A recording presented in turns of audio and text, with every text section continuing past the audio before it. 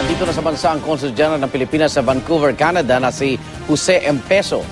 Yan ay matapos siyang pauwiin ng Department of Foreign Affairs para maimbestigahan tungkol sa kanyang paninigaw sa isang Pilipino na nakuna ng video.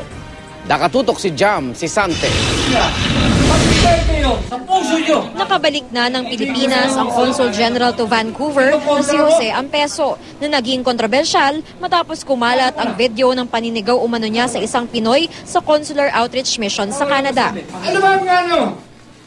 Yung compulsory? Sinasabi ko kanila, magbigay kayo sa puso nyo. Magbigay kayo, kinukontra mo?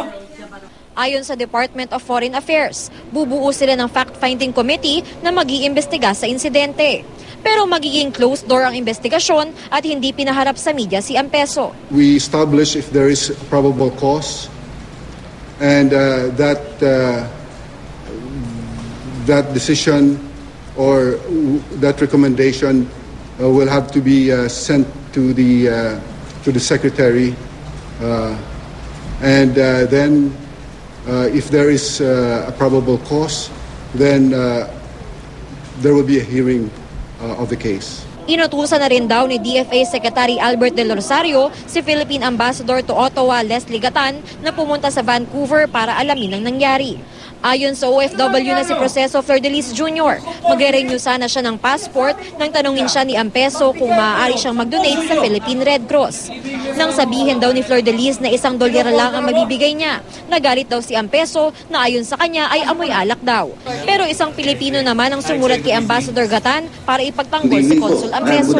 Ayon kay Alex Barros, isang OFW volunteer sa Consular Mission, unang nagtaas ng boses si Flor-de-Lis. Feeling ko, in-edit nila kasi hindi yun ang nangyari, hindi yun ang nakita ko. It was my moral responsibility to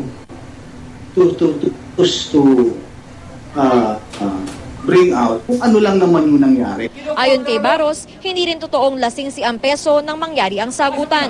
Itinanggi naman ni Flor-de-Lis na minura niya si Empezo. Paano maikukwento ni Mr. Barros yung whole incident?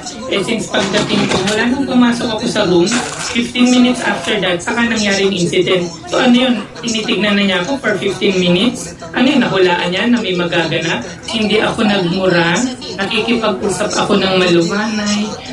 Ayon sa mga opisyal ng DFA, hinihiling nilang pirmahan at mapanotaryo ni Flor-de-Lis ang formal na reklamo na sinampa nito sa Consul General para mapabilis ang investigasyon. Jam Sisante, Nakatutok, 24 Oras.